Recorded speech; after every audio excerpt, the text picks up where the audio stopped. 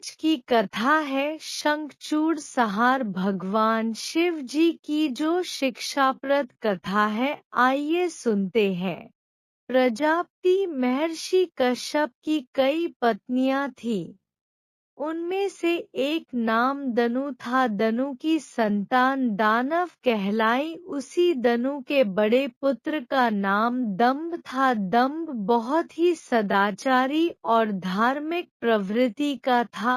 अन्य दानवों की भांति उनमें न तो ईर्ष्या ही थी और न ही देवताओं से विद्वेष भावना। वह विष्णु का भक्त था और उन्हीं की आराधना किया करता था, लेकिन उसे एक ही चिंता सताती रहती थी कि उसके कोई पुत्र न था। आचार्य शुक्र ने उसे श्री कृष्ण मंत्र की दीक्षा दी। दंभ ने दी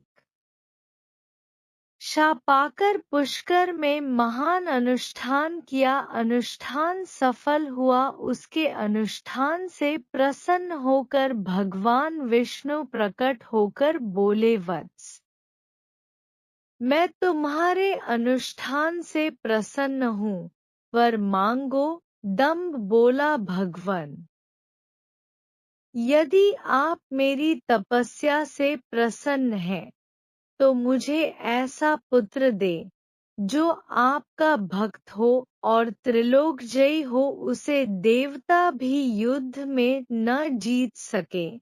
भगवान विष्णु ने तथास्तु कहा और अंतर्धान हो गए और दंभ प्रसन्नचित अपने घर लौट आया। गोलोक में श्री राधा ने श्री कृष्ण पार्षद श्रीदामा को असुर होने का शाप दिया था। शाप मिलने पर वही दंभ की पत्नी के गर्भ में आया। जन्म होने के पश्चात दंभ ने अपने उस पुत्र का नाम शंखचूड़ रखा। जब वह कुछ बड़ा हुआ तो दंभ ने उसे मुनि जैगीशिव्य की देखरेख में रख दिया। मुनि जैगीशिव्य ने उसे शिक्षा दीक्षा दी। अपनी कुमार अवस्था में ही शंखचूड़ पुष्कर में पहुंचा और उस महान धार्मिक तपस्थली में ध्यान मग्न रहकर वर्षों तक ब्रह्मा जी की तपस्या करता रहा। उसकी घोर तपस्या से प्रसन्न होकर ब्रह्मा जी प्रकट होकर बोले, वत्स, मैं तुम्हारी तपस्या से प्रसन्न हूँ, वर मांगो।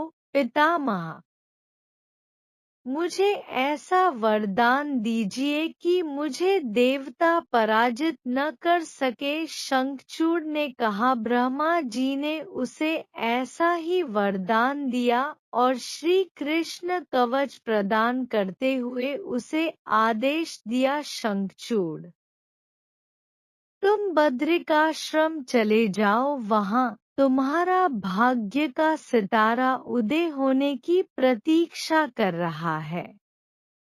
आदेश मानकर शंखचूड़ बद्रिकाश्रम पहुंचा। वहां महाराज धर्मध्वज की पुत्री तुलसी भी तपस्या कर रही थी। दोनों का आपस में परिचय हुआ और ब्रह्मा जी की इच्छानुसार दोनों का विवाह हो गया। अपनी पत्नी को लेकर शंखचूड़ पुनः दैत्यपुरी लौट गया। शुक्राचार्य ने उसे दानवों का अधिपति बना दिया। सिंहासन पर बैठते ही उसने अपना साम्राज्य बढ़ाने के लिए देवलोक पर चढ़ाई कर दी। ब्रह्मा जी के वरदान के कारण वह अजेय हो चुका था, अतः उसे देवों को हराने में कोई कठिनाई नहीं हुई। उसने अमरावती पर कब्जा जमा लिया। इंद्र अमरावती छोड़कर भाग निकले।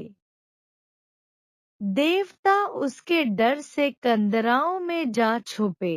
शंखचूड़ तीनों लोकों का शासक हो गया और सब लोकपालों का कार्य भी उसने संभाल लिया। उसने अपनी प्रजा की भलाई के लिए अनेक कार्य किए। प्रजा उससे बहुत प्रसन्न थी। सर्वत्र सुख और शांति थी, क्योंकि शंखचूड़ स्वयं भी कृष्ण भक्त था, अतः उसकी प्रजा भी भगवान कृष्ण पर पूरी आस्था रखने लगी। उसके राज्य से अधर्म का नाश हो गया। प्रजा इंद्र और देवताओं को भूलने लगी। इससे देवताओं को बहुत क्षोभ हुआ। इंद्र पितामह ब्रह्मा के पास पहुंचकर बोले, पितामह, आपने शंखचूड़ को अभय होने का वरदान देकर उसे निरंकुश बना दिया है। वह अमरावती पर कब्जा जमाए बैठा है। देवता दर दर की ठोकरें खा रहे हैं। हमें बताइए हम क्या करें? पितामह बोले, सुरेंद्र, शंखचूड़ धार्मिक और रीति से अपना शासन चला रहा है। प्रजा उससे प्रसन्न है। उसके राज्य में प्रजा सुखी और संपन्न है। हमें उससे कोई शिकायत नहीं है। इंद्र बोले, यह सब तो ठीक है पितामह, लेकिन क्या हम यूं ही भटकते रहेंगे? आखिर अमरावती है तो देवताओं का ही। पितामह बोले, अवश्य है, किंतु शंखचूड़ ने तुम्हें युद्ध में पराजित करके उसे प्राप्त किया है। उसने तुम्हारी प्रजा को भी कोई कष्ट नहीं पहुंचाया है, सिर्फ सिंहासनों का ही फेरबदल हुआ है न? इंद्र बोला, लेकिन पितामह, हम आपकी संतानें हैं। क्या आप चाहेंगे कि आपकी संतानें यूं ही दरबदर भटकती रहें? कुछ उपाय कीजिए पितामह। पितामह बोले, मैं इसमें कुछ नहीं कर सकता देवेंद्र। जब तक शंखचूड़ के भाग्य में अमरावती का ऐश्वर्य भोगना है, वह भोगेगा ही। तुम भगवान विष्णु के पास चले जाओ, वे अवश्य कोई उपाय तुम्हें सुझा देंगे। वहां से निराश होकर इंद्र श्री विष्णु के पास पहुंचा और उनकी स्तुति करके बोला, भगवान, देवता इस समय भारी संकट में हैं। ब्रह्मा जी ने अपनी असमर्थता जाहिर करके मुझे आपके पास भेज दिया है। कुछ कीजिए प्रभु, अन्यथा संपूर्ण देव जाति ही नष्ट हो जाएगी। विष्णु बोले, पितामह का कहना ठीक है। मैं भी अकारण शंखचूड़ के संबंधों में हस्तक्षेप करना पसंद नहीं करता। उसकी सारी प्रजा कृष्ण भक्त है और कृष्ण मेरा ही प्रतिरूप है। मैं अपने भक्त पर कष्ट होते नहीं देख सकता, लेकिन निराश होने की आवश्यकता नहीं। सुरराज, तुम भगवान शिव के पास चले जाओ और उन्हीं से कोई उपाय पूछो, वे अवश्य तुम्हारे कष्ट का निवारण कर देंगे। विष्णु की बात सुनकर इंद्र निराश भाव से बैकुंठ से निकल आया। अंत में वह भगवान शिव के पास कैलाश पर्वत न जाकर शिवलोक पहुंचा और भगवान शिव की स्तुति करके अपने आने का प्रयोजन बताया। भगवान शिव ने उसकी बात सुनी और उसे आश्वस्त किया, धैर्य रखो सुरराज, तुम्हारा सिंहासन तुम्हें अवश्य प्राप्त होगा। मैं गंधर्वराज चित्ररथ को अभी दूत बनाकर शंखचूड़ के पास रवाना करता हूँ। शिव के आदेशानुसार गंधर्वराज चित्ररथ शंखचूड़ की राजधानी पहुंचा। उस समय शंखचूड़ अपने सिंहासन पर विराजमान था। चित्ररथ ने उसका अभिवादन करने के पश्चात अपने आने का कारण बताया। दैत्यराज, मैं गंधर्वराज चित्ररथ हूँ और भगवान शिव का एक संदेश लेकर आपके पास आया हूँ। यह सुनकर शंखचूड़ के चेहरे पर आश्चर्य झलक आया। शिव के दूत को सामने पाकर वह सिंहासन से उठकर बोला, मेरा अहोभाग्य है कि भगवान शिव ने मुझे किसी योग्य समझा। आप संदेश सुनाइए, क्या संदेश भेजा है भगवान रुद्र ने? गंधर्वराज बोला, दैत्यराज, भगवान शिव का संदेश है कि तुम देवताओं का राज्य उन्हें वापस लौटा दो और उनकी अधिकार उन्हें दे दो। भगवान शिव ने देवों को अभय होने का वचन दिया है। शंखचूड़ बोला, गंधर्वराज, भगवान शिव से मेरा प्रणाम कहना और उनसे कह देना कि शंखचूड़ के हृदय में आपके लिए बहुत ही ज्यादा श्रद्धा है, परंतु यदि उन्होंने इंद्र के बहकावे में आकर मुझे दंडित करने का निश्चय किया तो मैं उनकी बात नहीं मानूंगा और उनसे भी युद्ध करने के लिए तैयार हो जाऊंगा।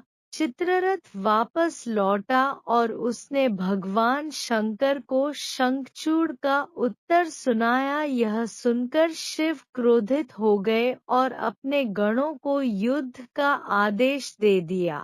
उधर शंखचूड़ ने अपने पुत्र का अभिषेक कर उसे दानवाधिपति बना दिया और अपनी पत्नी से बोला, मैंने युद्ध स्वीकार कर लिया है। देवी, ईश्वर करे युद्ध में हमारी विजय हो। अब मुझे अनुमति दो, मेरी सेनाएं तैयार हैं। शंखचूड़ अपनी सेनाएं लेकर युद्ध भूमि में जा पहुंचा। दोनों सेनाएं गोमत्रक पर्वत के समीप एक दूसरे के आमने सामने आ खड़ी हुई। भगवान शिव ने शंखचूड़ के पास एक बार फिर संदेश भेजा कि वह नादानी न करे और युद्ध से दूर रहकर उनकी बात मान ले, किंतु शंखचूड़ न माना और दोनों सेनाओं में घनघोर युद्ध छिड़ गया। भगवान शिव और शंखचूड़ आमने सामने डट गए। दोनों में अनेक अस्त्र शस्त्रों से युद्ध होने लगा। फिर भगवान शिव ने ज्यों ही शंखचूड़ का वध करने के लिए त्रिशूल उठाया तो आकाशवाणी हुई, देवाधिदेव, आप प्रलयंकर हैं, सर्व समर्थ हैं, किंतु आपको मर्यादा की रक्षा करनी चाहिए। श्रुति की मर्यादा को नष्ट न करें।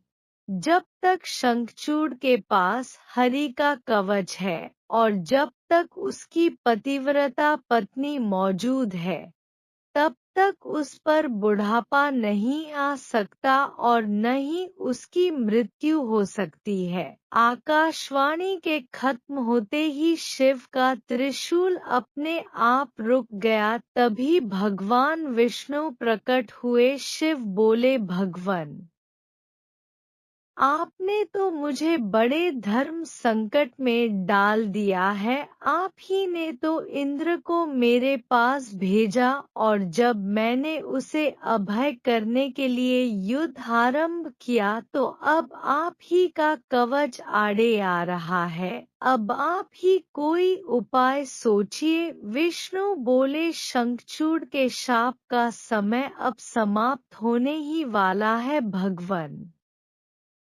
अब इसे असुर योनि से मुक्त करके गोलोक भेजना पड़ेगा। यह कृष्ण भक्त है और कृष्ण मेरा ही प्रतिरूप है, अतः इसे वापस गोलोक में भेजना होगा। फिर विष्णु ने एक ब्राह्मण का वेश धारण किया और शंखचूड़ के पास पहुंचकर बोले, दानवराज, मैं एक निर्धन ब्राह्मण हूँ, कुछ पाने की आस लिए आपके पास आया हूँ। शंखचूड़ बोला, मांगो विप्रवर, जो भी मेरे पास है उसे दे देने में मुझे किंचित भी विलंब नहीं लगेगा, मेरा सिर भी मांगोगे तो वह भी दे देने में इनकार नहीं करूँगा, आप आदेश तो दें। ब्राह्मण वेशधारी विष्णु बोले, दैत्यराज, मुझे आपका सिर नहीं, आपका कवच चाहिए, बोलिए, देंगे अपना कवच। शंखचूड़ ने अपना कवच उतारकर ब्राह्मण वेशधारी विष्णु को सौंपते हुए कहा, अवश्य। यदि भगवान कृष्ण की ऐसी ही इच्छा है तो ऐसा ही होगा, आप कवच ले जाइए। ब्राह्मण वेशधारी विष्णु कवच लेकर दैत्यपुरी पहुँचे, फिर उन्होंने शंखचूड़ का वेश धारण किया और राजमहल में जाकर शंखचूड़ की पत्नी तुलसी के पास पहुँचे। तुलसी ने उन्हें अपना पति ही समझा और उनका स्वागत किया। उस रात विष्णु शंखचूड़ के महल में ही ठहरे। अचानक ही पतिव्रता तुलसी को धोखे का आभास हुआ। वह चौंक कर बिस्तर से उठी, बोली, कौन है तू और मेरे साथ छल करने का तुझमें साहस कैसे हुआ? जल्दी बोल, अन्यथा अपने पतिव्रत तेज से अभी भस्म करती हूँ। विष्णु अपने वास्तविक रूप में प्रकट हो गए। उन्होंने तुलसी को समझाते हुए कहा, सुनो तुलसी, तुम्हारे पति का समय पूरा हुआ। एक शाप के कारण ही उसे असुर योनि में आना पड़ा था। अब से वह गोलोक में रहेगा, क्योंकि तुम्हारा पतिव्रत धर्म ही उसकी रक्षा कर रहा था। इसलिए मुझे छल करके तुम्हें कलुषित करना पड़ा। तुलसी रोते हुए बोली, यह आपने अच्छा नहीं किया भगवन। यूं मेरे साथ छल करके मेरा सतीत्व नष्ट किया। मैं श्राप देती हूँ कि आज से आपको भी पत्थर बन जाना पड़ेगा। आप में दया ममता नहीं है आप पत्थर हैं, पत्थर। विष्णु बोले, और मैं तुम्हें वर देता हूँ तुलसी की, मेरे पत्थर बन जाने पर तुम्हें भी मेरे पास ही स्थान मिलेगा। भविष्य में लोग तुलसी और शालग्राम की पूजा करेंगे। तुलसी के बगैर शालग्राम की पूजा अधूरी रहेगी। उसके बाद विष्णु अंतर्धान हो गए और युद्ध भूमि में खड़े शिव को अपनी दिव्य शक्ति से सब कुछ बता दिया। शंखचूड़ और शिव में पुनः युद्ध आरंभ हो गया, किंतु तुलसी के पतिव्रत धर्म नष्ट हो जाने से शंखचूड़ की शक्ति घट गई थी। अतः शिव ने अपना त्रिशूल उसकी ओर फेंका तो वह सीधा शंखचूड़ के हृदय स्थल को वेध गया। वातावरण में हजारों बिजलियां एक साथ क्रौंध गईं, चारों दिशाएं कांप उठीं और देखते ही देखते शंखचूड़ धरती पर जा गिरा। गिरते ही उसके प्राण पखेरु उड़ गए। शाप से मुक्ति मिलते ही श्रीदामा गोलोक जा पहुंचा। उसकी भस्म से एक शंख प्रकट हुआ जो कालांतर में भगवान शिव के हाथों की शोभा बना। देवताओं ने शिव की जय जयकार की और इंद्र को अपना सिंहासन पुनः प्राप्त हो गया। इसी के साथ कथा संपूर्ण हुई।